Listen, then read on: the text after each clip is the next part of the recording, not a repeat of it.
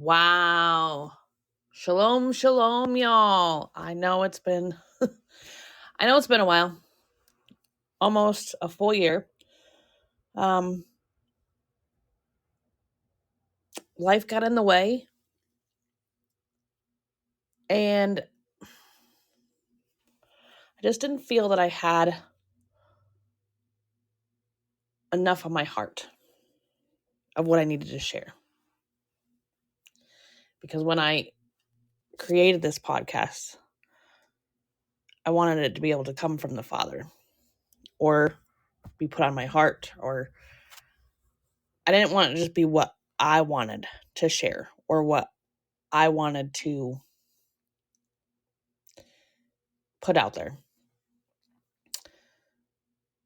So I hope you'll like the what's coming up, and I've got episodes. So welcome back, everyone. Shalom, y'all. Today, we're diving into a powerful truth that runs from Genesis to Revelation, a truth many believers have missed or misunderstood. Be ready for this. Hopefully, you'll find it as powerful as I have. Because we are talking about our identity in the covenant and why understanding that we are part of the house of Israel changes everything about how we walk with God. Growing up as a kid, mostly in my adult years before my walk, I've always wondered, how do I have a relationship? Well, hopefully this series will help you to do that, because this isn't about religion. It is about relationship and belonging to the people God calls my treasured possessions. And for this, you can reference Exodus 19, 5-6, Psalm 135:4, Malachi 3:17, Deuteronomy 7:6, Deuteronomy 14:2, Deuteronomy 26:18, or Titus 2:14. This is a pretty powerful subject, y'all. So please stick with me. Listen to the whole entire thing before you make a decision. Don't just click off. So, from the very beginning, God's covenant has always been with one people, Israel. Deuteronomy 7:6 says, "You are a people holy to Yahweh your God. Yahweh your God has chosen you to be his treasured possession." From Abraham to Isaac to Jacob and all the way through the prophets, God made promises to one family line, and that's Israel. But here's the amazing thing. Don't be clicking off just yet. We're only 3 minutes in. Through Yeshua, through Jesus the Messiah, you and I are invited into the same covenant. But we don't replace Israel. We are grafted in to join her, which we have learned all through the years, we're grafted in. Through this journey of these next few episodes, you're going to learn what that looks like. Trust me, for the majority of us, it is not how we've been walking. So when you come to faith in Yeshua, you're not joining a new religion. So it doesn't matter if you go find this church that you like, or you go find that church you like, or you're hopping from different churches to try to find one that you fit into. When you already came to faith in Jesus, that's when you were grafted into God's kingdom. It doesn't matter about the church. You're being adopted into a covenant that began thousands of years ago, one that still stands today. It transforms you, and when you look back, you see that you are truly reborn. So rejecting the idea of being Israel isn't humility. It's actually denying your covenant inheritance. So let's talk about something most people skip. The two houses of Israel. After Solomon's time, Israel was divided into two kingdoms. There was Judah in the south, Ephraim, also called the house of Israel, in the north. Ezekiel 37 gives us this picture of two sticks, the stick of Judah and the stick of Joseph. And God says, I will make them one in my hand. That prophecy has not been forgotten. That prophecy hasn't been fulfilled yet. Think about that. There's a prophecy that has not been fulfilled yet. It's being fulfilled in our time. As believers from every nation come to know Yeshua and are restored to the covenant people of God. When Jesus said in Matthew 15:24, I was sent only to the lost sheep of the house of Israel, he was saying, I came to bring those scattered, lost people back home. That includes you and me. We were those lost sheep, scattered among the nations, but through the shepherd, we're being gathered again. Let's take another look at this. This is where I might lose some people. Hopefully I don't, because this is very, very, very valuable. This thought, let's look at Deuteronomy 24, 1 through 4. Basically, this talks about when a man and a wife divorce, how he cannot remarry his wife. So her former husband, which sent her away, may not take her again to be his wife. After that, she is defiled, for that is abomination before the Lord. When God divorced the house of Israel, he could not remarry her because of this Deuteronomy instruction.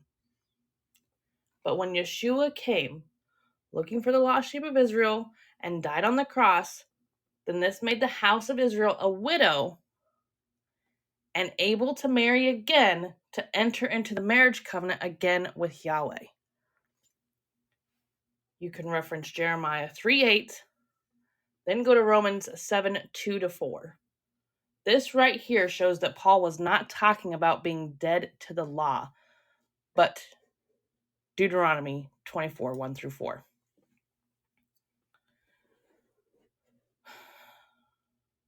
People also get twisted in Jeremiah 31:31. God says, I will make a new covenant with the house of Israel and the house of Judah. Notice who it's for. He didn't say, I'm going to make a new covenant with the Gentiles. He said it's for Israel and Judah. When you and I come to faith in Messiah, we're not forming a new church or a new people. We're being grafted into the same people God already made a covenant with.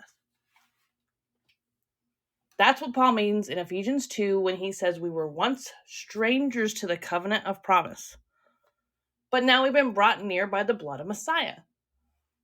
That's a covenant restoration. That's what it's meant to be Israel.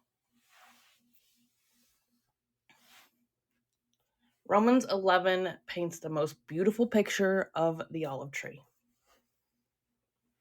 The roots are Yeshua, the covenants, and the promise. The natural branches are the native-born Israelites. The wild branches, that's you and me, are grafted in through faith. We don't replace the natural branches. We share in the same life source. We drink from the same root. We are part of the same tree. And if the roots are holy, so are the branches. Okay? It doesn't mean this branch can do this thing and this branch can do that thing. It's not what a branch does. The whole tree produces the same leaves, the same flowers, the same fruit.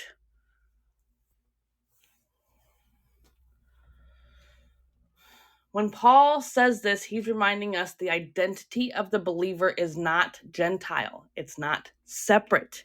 It's one family, one olive tree, one people of God.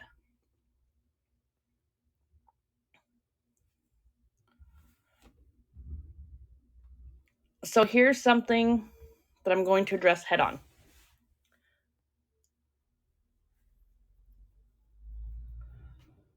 And maybe some of you have already thought this and you've already left this podcast, this episode.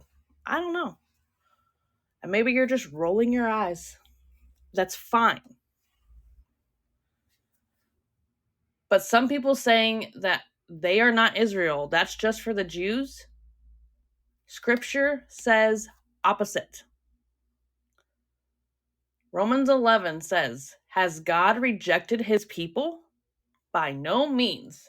If you belong to Messiah, Galatians 3:29 says, you are Abraham's seed, heirs according to the promise.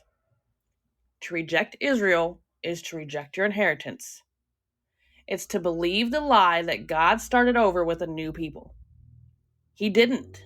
He renewed his covenant and invited you in. It's not replacement theology. It's restoration theology. Following? I hope so. Because this is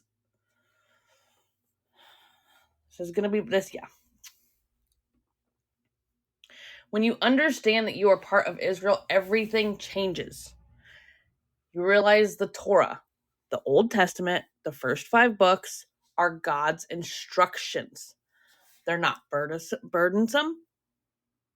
They are just family rules for his covenant people. That's it. It's just rules. I had rules for my kids. I have standards, boundaries. Even now, when I have no kids in the house, I have boundaries for people who are not living in my house, right? You can't just walk in my door. It's a boundary. It's a rule. They're everywhere. God has instructions. He has boundaries. He has family rules. You can't have 50 people over for a family potluck or a family get-together and not have some sort of rules for some, because then everybody might fight or, whatever. But the same rules apply to everybody, right? Same thing for God. You realize the feasts aren't just Jewish holidays. They're kingdom appointments for everyone grafted into the family. Thanks to Yeshua, we get to celebrate the Feast of Sukkot, which is commanded to be joyful. Commanded to be joyful. A feast is commanded to be joyful. It's great. I love it. Thank you to Yeshua. We get to enter into the Sabbath rest. We get to do these things. We don't have to do these things. We get to. You change that mindset, and it's a lovely thing. Trust me. It is Friday. It is Rev Shabbat. I am so ready for sunset. I am so ready to just put everything rest. And I'm always waiting for Fridays. Change your mindset about having to do it. The peace that comes with Sabbath and celebrating the feast is unexplainable. You realize obedience is not legalism. It's an identity. Are we not called to be set apart? Is it not stated that they will know us by our fruits?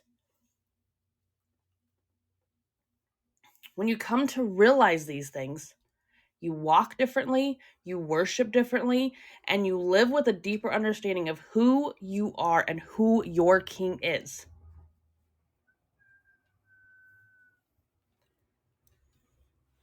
in Ezekiel 37 says, my servant David will be king over them, and they will have one shepherd. That's the picture of Yeshua's return. One king, one people, one kingdom. Judah and Ephraim, native and grafted, all standing together as the restored house of Israel. That's the kingdom we're waiting for. That's the identity we live in right now.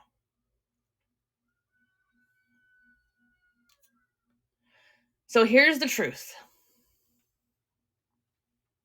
To reject Israel is to reject your roots.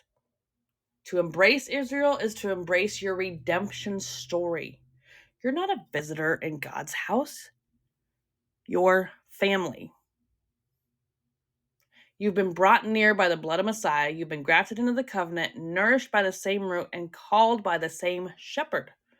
You are Israel restored. And that's good news. We're sharing. That's the good news. Now that I've laid this foundation of how believers are part of Israel, next week we dive deeper into understanding the covenant identity, layer by layer. So I hope you tune in. And if this teaching spoke to you today, take a moment to thank the Father for grafting you into his family tree. Share this truth so others can find their way back home too. Be sure to follow so you don't miss any future episodes. Shabbat Shalom if this is the way you follow. And if not, have a blessed rest of your week, y'all. Shalom.